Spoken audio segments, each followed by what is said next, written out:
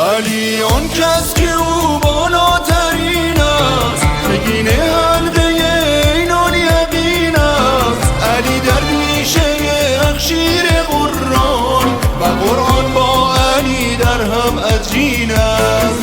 همان قرآن بر خاتم رسیده، همان قرآن که او نور مبین است. شهنشاهی که پیش او امیران غلامانند و حبل المتین است.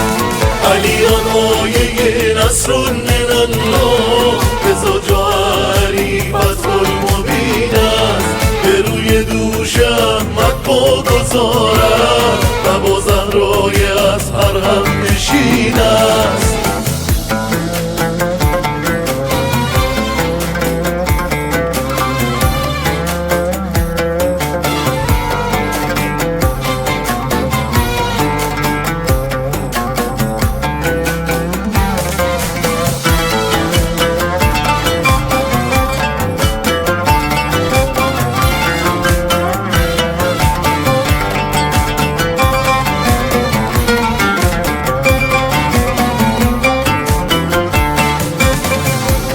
علی معنای اسرار الهی، دیگر او یار ختم المرسلین است. علی یعنی تمام عرش اعلی، به امر داور او رب زمین است. علی ساقی مست حق پرستی که در ایمان امیرالمؤمنین است.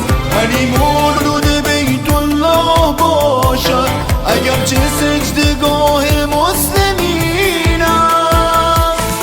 علی آن آیه نصر من الله، رضا جوهری فتح المبین است.